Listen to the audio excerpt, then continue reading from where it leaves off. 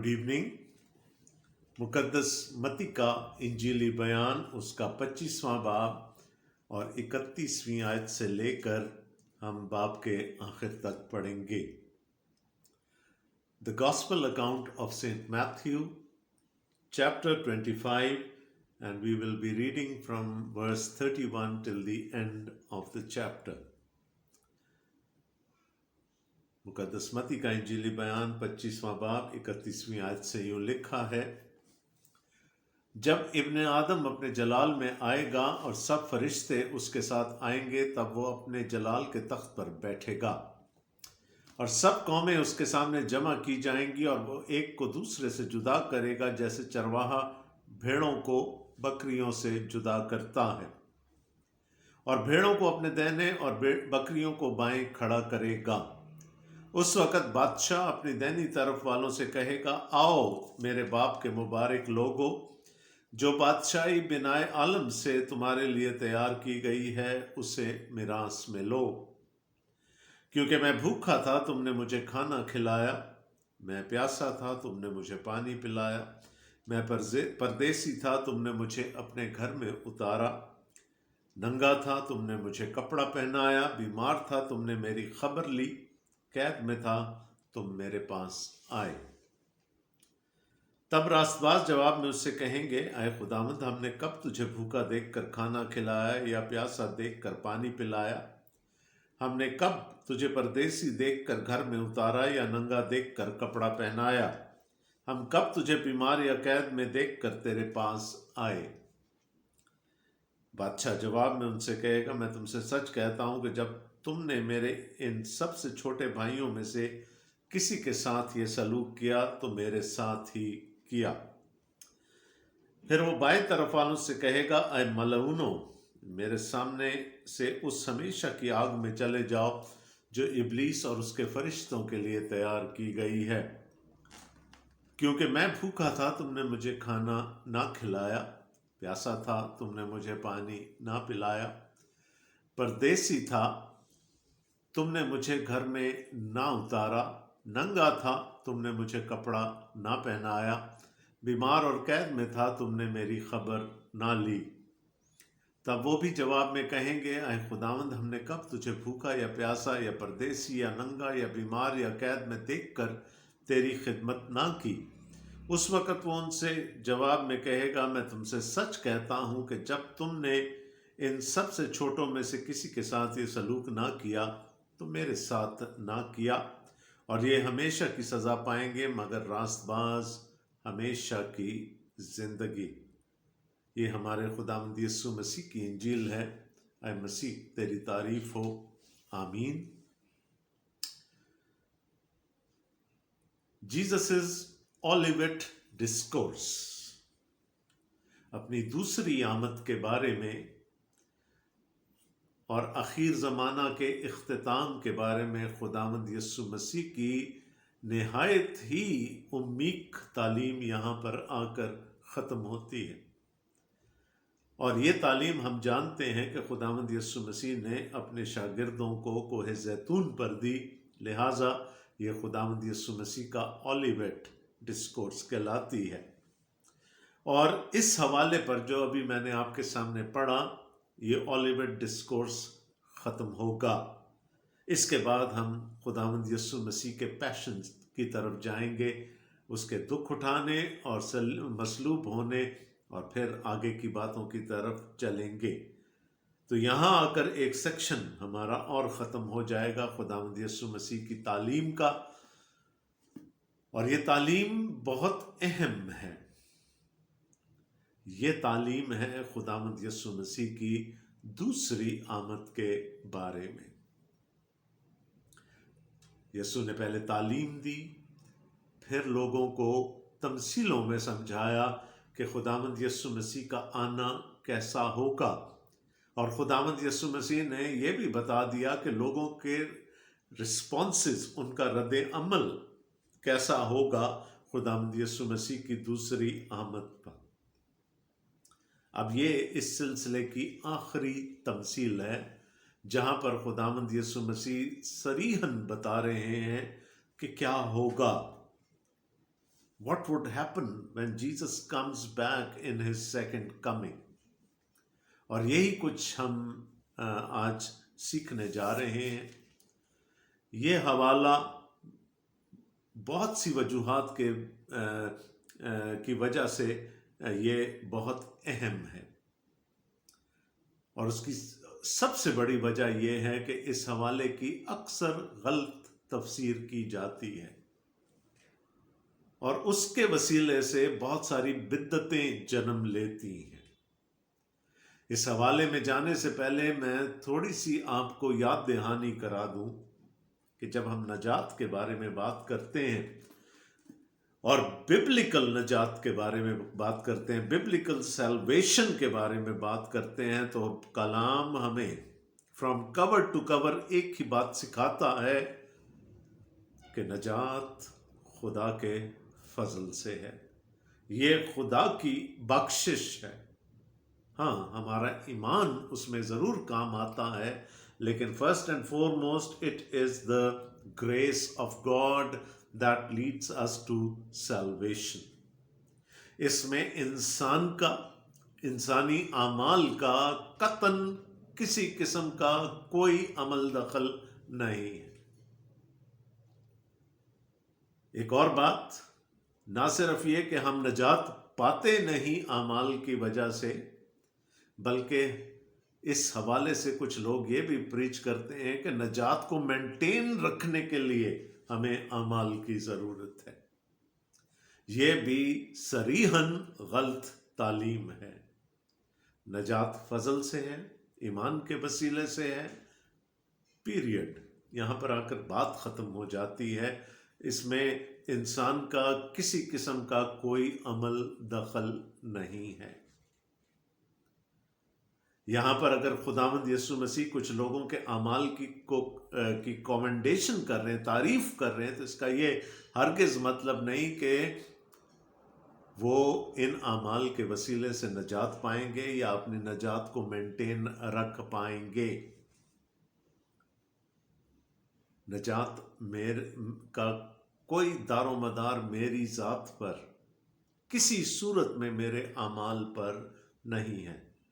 میں یہ نہیں کہنا چاہ رہا کہ اعمال ضروری نہیں ہے یا اعمال پر ایمفسس نہیں ہونا چاہیے. میں یہ کہنا چاہ رہا ہوں کہ ہماری نجات اعمال سے نہیں ہے، شریعت کے اعمال سے نہیں ہے، اچھے کاموں سے نہیں ہے، نہ ہی اس کی مینٹیننس اچھے کاموں سے ہے. ہاں، نجات اعمال ہماری نجات کا ثبوت ہے. اور یہاں پر یہ سوال پیدا ہوتا ہے، یہ ثبوت ہم نے کس کو دینا؟ خدا کو؟ ہرگز نہیں. خدا کو تو سب کچھ معلوم ہے، وہ تو خبیر ہے، علیم ہے، وہ تو مجھے اندر باہر سے جانتا ہے. مجھے خدا کو کسی قسم کے ثبوت دینے کی ضرورت نہیں. ہاں، اگر میں اچھے اعمال کروں گا تو لوگوں کو یہ ثبوت ملے گا، یہ ثابت ہو جائے گا لوگوں کے سامنے کہ میں نجات یافتہ ہوں. تو نجات اعمال میری نجات کا باعث ہرگز نہیں ہے، اعمال میری نجات کا نتیجہ ہے. My salvation is not because of my works, my good deeds. My good deeds are a proof of my salvation. تو یہ جو چھوٹا سا فرق ہے، اور ہمارے ہاں چونکہ ہم ایک میجورٹی میں رہتے ہیں، ایک دوسرے مذہب میں رہتے ہیں، ہماری تعلیم اکثر خلط ملط ہو جاتی ہے، اور ہم یہ سوچنا شروع کر دیتے ہیں کہ شاید ہماری نجات ہمارے اعمال کے سبب سے ہے. یہ بائبلی تعلیم نہیں ہے. It's non biblical. تو اس چیز پر جتنا بھی ایمفسائز کیا جائے میرے نزدیک وہ کم ہے. ہمیں اپنے بچوں کو یہ تعلیم دینی، ہمیں خود سیکھنا ہے یہ کہ ہماری نجات صرف اور صرف خدا کے فضل سے ہے. تو آئیے اس بڑی خوبصورت کہانی کی طرف، اس تمثیل کی طرف چلتے ہیں۔ کیا کہا خداوند یسوع مسیح نے؟ جب ابن آدم اپنے جلال میں آئے گا اور سب فرشتے اس کے ساتھ آئیں گے، تب وہ اپنے جلال کے تخت پر بیٹھے گا۔ یسوع کی دوسری آمد کا ذکر یہاں پر ہو رہا ہے۔ وہ جلال میں آئے گا، He will come in his divinity، وہ اپنی الوہیت میں آئے گا۔ جب پہلی دفعہ آیا تو وہ انسان بن کر آیا، ایک چھوٹے سے بچے کے صورت میں اس نے جنم لیا، لیکن جب دوسری دفعہ آئے گا تو وہ جلال میں آئے گا۔ He will come in his divinity۔ اور کیا ہوگا؟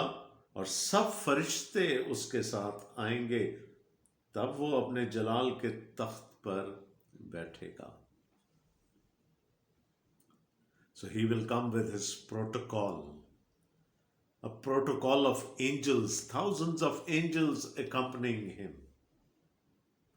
پہلے تو وہ ایک چرنی میں پیدا ہوا، ایک استبل میں پیدا ہوا، اس دفعہ جب آئے گا تو پورے جاہو جلال کے ساتھ، پورے تمطراق کے ساتھ آئے گا، اور اس کے فرشتے اس کے ساتھ ہوں گے۔ یہ وہ پروٹوکول ہے جو خداوند یسوع مسیح نے تیاگ دیا تھا اپنی پہلی آمد پر۔ یہ وہ پریویلیجز ہیں جن کو خداوند یسوع مسیح نے خیر باد کہہ دیا رضاکارانہ طور پر اس دنیا میں آنے کے لیے۔ گتسمنی باغ میں ہی خداوند یسوع مسیح نے کہا تھا، اگر میں چاہوں، اگر میں دعا کروں تو میرا باپ 12 تمن فوج فرشتوں کی بھیجے گا۔ خداوند یسوع مسیح کو کیوں معلوم تھا کہ 12 تمن فوج آ جائے گی؟ اس لیے کہ یہ اس کا پروٹوکول تھا، بینگ ڈیوائن۔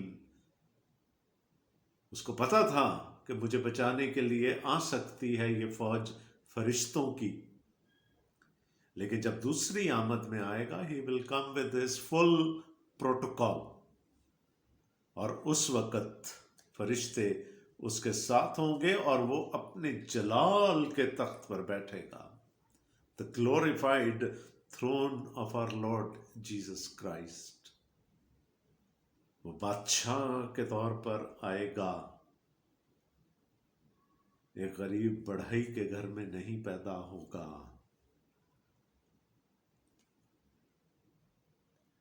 اور جب تخت پہ بیٹھے گا تو کیا کرے گا؟ پہلی آمد میں تو بچانے کے لیے آیا تھا،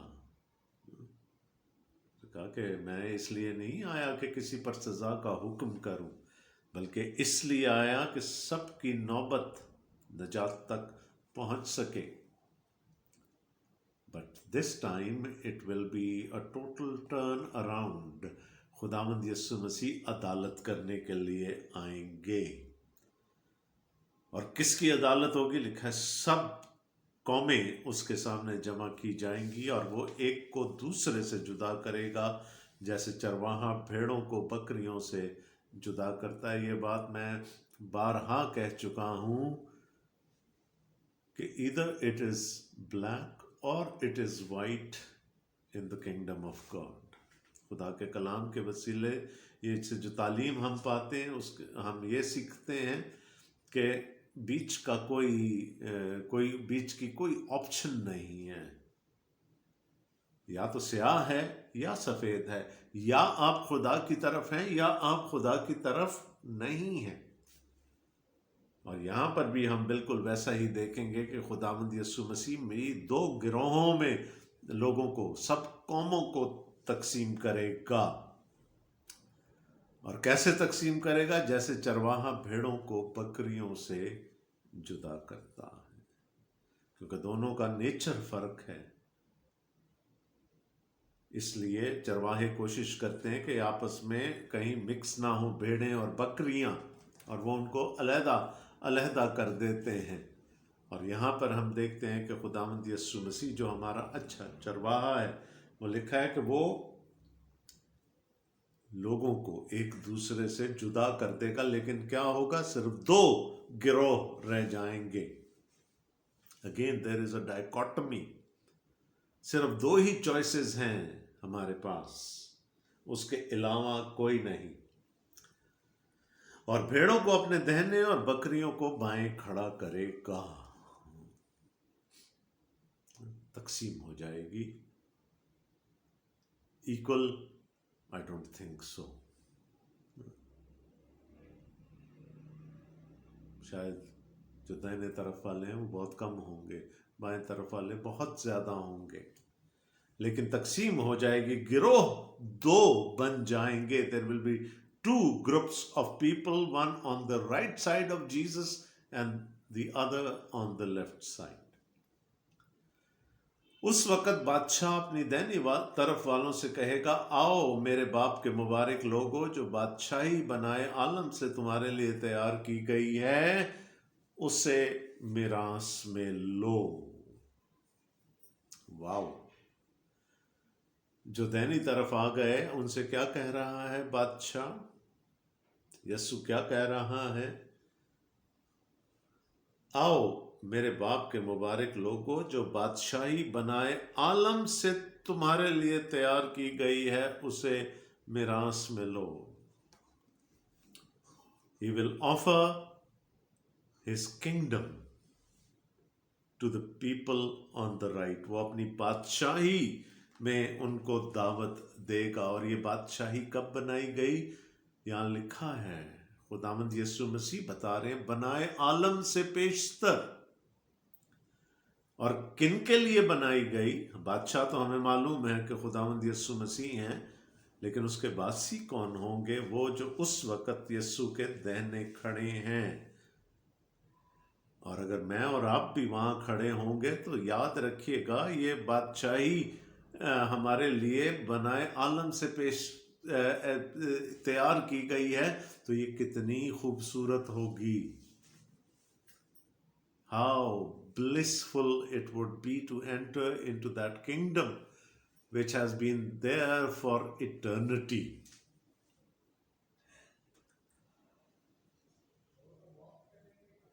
اور یہاں پر کیونکہ میں بھوکا تھا، تم نے مجھے کھانا کھلایا، میں پیاسا تھا، تم نے مجھے پانی پلایا، میں پردیسی تھا، تم نے مجھے اپنے گھر میں اتارا، ننگا تھا، تم نے مجھے کپڑا پہنایا، بیمار تھا، تم نے میری خبر لی، قید میں تھا، تم میرے پاس آئے۔ اب یہاں سے لوگ یہ بات اخذ کر لیتے ہیں کہ ہماری نجات کا دار و مدار، ہمارا خدا کی بادشاہی میں داخل ہونے کا مدار ہمارے اچھے کاموں پر ہے۔ لیکن تھوڑا سا غور کرنے کی ضرورت ہے۔ اگر پوری بائبل ہمیں یہ سکھاتی ہے کہ نجات فضل سے ہے، اعمال سے نہیں ہے، تو ایک تمثیل پوری بائبل کے تعلیم کے خلاف نہیں جا سکتی۔ آئیے ذرا دیکھیں کہ کیا ہوا یہاں پر۔ 24ویں آیت میں دوبارہ جائیں گے، 34ویں آیت میں، اس وقت بادشاہ اپنی دینی طرف والوں سے کہے گا، آؤ میرے باپ کے مبارک لوگو۔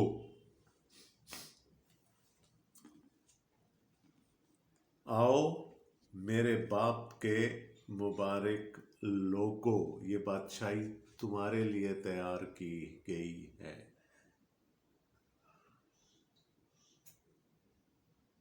مبارک لوگ کون ہیں؟ وہ جو خداوند یسوع مسیح پر ایمان لا چکے ہیں، جو خدا کی نجات میں، اس کی بادشاہی میں پہلے ہی داخل ہو چکے ہیں۔ پیدائش 12 باب میں خدا نے ابراہیم سے کہا تھا، میں تجھے بڑی قوم بناؤں گا، تجھے بڑا نام دوں گا اور تجھے بڑی برکت دوں گا، اور دنیا کے سب قبیلے تیرے وسیلے سے برکت پائیں گے۔ اور وہاں پر برکت کا مطلب نجات ہے۔ یہاں کیا کہا جا رہا ہے؟ اے میرے باپ کے مبارک لوگوں، جن کو چن لیا گیا، جن کو خدا کی نجات میں پہلے سے شامل کر لیا گیا، ان کو آفر دی جا رہی ہے، یعنی those who have been saved، ان کو اس بادشاہی میں داخل ہونے کی دعوت دی جا رہی ہے۔ اگر اس کی گرامیٹیکل کنسٹرکشن کو تھوڑا سا ہم اس پہ غور کر لیں تو وہاں لکھا ہے آئے میرے باپ کے مبارک لوگوں، اور گریک کانٹیکسٹ میں اگر ہم دیکھیں تو دو چیزیں گرامر میں سے نکل کر ہمارے سامنے آتی ہیں۔ Number one, it is in the perfect tense. اب مجھے نہیں معلوم کہ اردو میں پرفیکٹ ٹینس کو کیا کہتے ہیں، بٹ پرفیکٹ ٹینس کا کیا مطلب ہوتا ہے کہ ایک عمل جو پہلے ہو چکا، جو جاری ہے اور جو جاری رہے گا۔ آئے میرے باپ کے مبارک لوگوں، وہ لوگ جو خدا کی نجات میں شامل ہوتے رہے، ہو رہے ہیں اور ہوتے رہیں گے۔ یہ اس وقت نہیں ہوگا،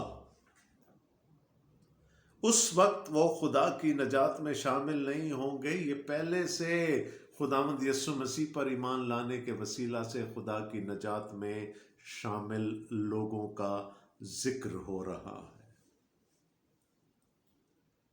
اور دوسرا، یہ پیسو وائس میں ہے۔ پہلی بات یہ پرفیکٹ ٹینس میں ہے یہ جملہ، اور دوسرا یہ پیسو وائس میں ہے۔ اس کا مطلب کیا ہے کہ ہماری برکت ہماری وجہ سے نہیں ہے، وی آر پیسو۔ یہ برکت ہماری نہیں ہے، یہ برکت ہمیں دی گئی ہے، اور یہ برکت ہمیں کس نے دی ہے؟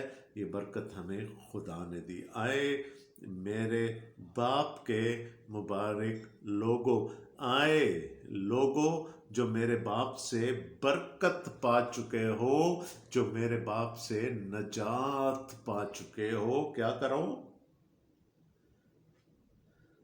جو بادشاہی بنائے عالم سے تمہارے لیے تیار کی گئی ہے، اسے میراث میں لو۔ کیونکہ اس کے بعد خداوند یسوع مسیح نے بہت لمبی چوڑی بات کی، میں بھوکا تھا تم نے مجھے کھانا کھلایا، میں پیاسا تھا تم نے مجھے پانی پلایا، میں پردیسی تھا تم نے مجھے اپنے گھر میں اتارا، ننگا تھا تم نے مجھے کپڑا پہنایا، بیمار تھا تم نے میری خبر لی، قید میں تھا تم میرے پاس آئے۔ یہ سب کچھ کرنے کے باعث وہ بابرکت نہیں ہیں، وہ پہلے سے بابرکت ہیں، اس لیے وہ یہ سب کچھ کر رہے ہیں۔ چیزوں کو دیکھنے کا زاویہ ہمیں بدلنا پڑے گا۔ ہم یہ نہیں کہہ سکتے کہ یہ سب کچھ انہوں نے کیا اس لیے وہ نجات کے حقدار ہیں۔ This will be totally unbiblical۔ وہ یہ سب کچھ اس لیے کر رہے ہیں کہ وہ نجات پا چکے ہیں، اور یہ ببلیکل پرسپیکٹو ہے۔ اب آگے جب بات چلتی ہے تو تب راست باز جواب میں اس سے کہیں گے، اے خداوند، ہم نے کب تجھے بھوکا دیکھ کر کھانا کھلایا یا پیاسا دیکھ کر پانی پلایا؟ ہم نے کب تجھے پردیسی دیکھ کر گھر میں اتارا یا ننگا دیکھ کر کپڑا پہنایا؟ ہم کب تجھے بیمار یا قید میں دیکھ کر تیرے پاس آئے؟ بادشاہ جواب میں ان سے کہے گا، میں تم سے سچ کہتا ہوں کہ جب تم نے میرے ان سب سے چھوٹے بھائیوں میں سے کسی کے ساتھ یہ سلوک کیا تو میرے ساتھ ہی کیا، میرے ہی ساتھ کیا۔ دیکھیں، خداوند یسوع مسیح نے بارہا کئی جگہوں پر یہ کہا کہ میری وجہ سے لوگ تم سے عداوت رکھیں گے، دشمنی رکھیں گے، اس دنیا سے دوستی کی، خیر کی امید نہ رکھنا۔ تو دنیا کیا کرے گی؟ خداوند یسوع مسیح کے بھائیوں میں سے جو سب سے چھوٹے ہیں ان کے ساتھ دنیا کیا کرے گی؟ دنیا ان کے ساتھ عداوت رکھے گی۔ ان کا سہارا کون بنیں گے؟ وہ لوگ جو ان کی طرح سے نجات پا چکے ہیں۔ تو ہمیں یہ دیکھنا ہے کہ وہ پہلے بابرکت ہیں، پھر ان کے ایکشنز کو کمنڈ کیا جا رہا ہے۔ It's not the other way around۔ یہاں پر کہیں نہیں لکھا، خداوند یسوع مسیح نے یہ کہیں نہیں کہا کہ ان کے ان کاموں کی وجہ سے وہ بابرکت ٹھہرے ہیں۔ آئے میرے باپ کے मुबारक लोग हो वो लोग जिनको मेरे बाप ने अपनी नजात में शामिल कर लिया, अपनी बादशाही में दाखिल होने के काबिल बना दिया।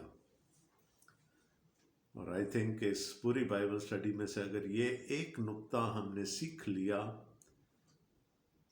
तो फिर हम पूरी बाइबल को करेक्ट लेंस से देख पाएंगे। अब जो बाएं तरफ खड़े हैं उनके साथ क्या होगा? फिर वो बाएं तरफ वालों से कहेगा आए मलऊनो। मलऊन का क्या मतलब होता? जिन पर लानत हुई। पहले वालों पर क्या हुई थी? बरकत हुई थी। इन पर क्या हुई? लानत हुई। आए मलऊनो, यानी इनको ये नहीं चुने गए, ये खुदा के मुबारक नहीं बन पाए। अब ये एक और बहस है चुनाव वाली, इलेक्शन वाली, किसको खुदा चुनता है किसको नहीं चुनता। दो लोग खेत में जा रहे होंगे, एक उठा लिया जाएगा एक छोड़ दिया जाएगा। दो औरतें चक्की पीसती होंगी, हम सीखते हुए आ रहे हैं, एक उठा ली जाएगी एक छोड़ दी जाएगी। ये हमारे इख्तियार में नहीं है। मैंने कहा पैसिव है वहाँ पर, द वॉइस इज पैसिव, इसमें हमारा कोई अमल दखल नहीं है। ये खुदा का चुनाव है, वो किसको चुन लेता। ना ही मैं अपना सीना ठोंक के कह सकता हूँ कि मुझ में बड़ी खूबियाँ थी इसलिए खुदा ने मुझे चुना अपने बादशाही में दाखिल करने के लिए। No never. अगर मैं इंसान हूँ तो मैं रास्तबाज नहीं हो सकता। ये बाइबल मुकद्दस का फैसला। अगर मैं चुना गया हूं तो ये खुदा के फजल के अलावा और कुछ नहीं हो सकता। ये खुदा की बख्शिश है। इफसियों के खत का 2 बाब पढ़ लीजिएगा। आए मलऊनो, मेरे सामने से उस हमेशा की आग में चले जाओ जो इबलीस और उसके फरिश्तों के लिए तैयार की गई। वहां पर हमेशा बनाए आलम से पेशतर बादशाही तैयार की गई थी, यहाँ पर बनाए आलम से पेशतर आग तैयार कर दी गई। लेकिन आग किसके लिए थी? इबलीस और उसके फरिश्तों के लिए। अब इसका ये मतलब नहीं है कि उस आग में इंसान नहीं जाएंगे, जाएंगे। शायद अक्सरियत में इंसान वहीं जाएंगे, लेकिन इनिशियली ये किसके लिए बनाई गई थी? ये आग, इटर्नल डैम्नेशन, ये इबलीस और उसके फरिश्तों के लिए तैयार की गई थी। क्योंकि मैं भूखा था तुमने मुझे खाना ना खिलाया, प्यासा था तुमने मुझे पानी ना पिलाया, परदेसी था तुमने मुझे घर में ना उतारा, नंगा था तुमने मुझे कपड़ा ना पहनाया, बीमार और कैद में था तुमने मेरी खबर ना ली। वही बात। उन्होंने क्यों ऐसा नहीं किया? इसलिए क्योंकि खुदा ने उनको चुना नहीं, वो खुदा की नजात में, खुदा की बादशाही में शामिल नहीं हुए। इसलिए उन्होंने यस्सु के शागिर्दों से, उसके पीछे चलने वालों से अदावत रखी। मेरी वजह से दुनिया तुमसे अदावत रखेगी। ये खुदावंद यीशु मसीह का कॉल है। तो यहाँ पर ये नहीं हो रहा कि जी अमाल का हिसाब लिया जाएगा, जैसे दूसरे मज़ाहिब में हम पढ़ते हैं कि अमाल का हिसाब होगा तो तब लोगों को तकसीम किया जाएगा। यहाँ पर तकसीम पहले हो गई। और किस बेसिस पे हुई है कि कौन मुबारक है खुदा का और कौन मलऊन है। और जो मुबारक है वो इसलिए मुबारक है कि उसको खुदा ने चुन लिया, और जो मलऊन है वो इसलिए मलऊन है कि वो नहीं चुना गया। Now this is divine election. इसमें मेरा और आपका कोई रोल नहीं है।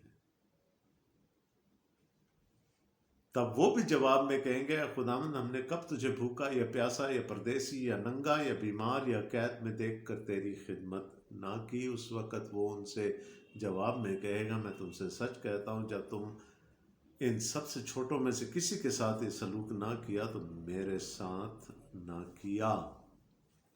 और ये हमेशा की सज़ा पाएंगे, मगर रास्तबाज ہمیشہ کی زندگی۔ یہاں پر میں پھر اس بات پر ایمفسائز کر دوں کہ ہمارے جو راست بازی کا کانسیپٹ ہے وہ بھی غلط ہے۔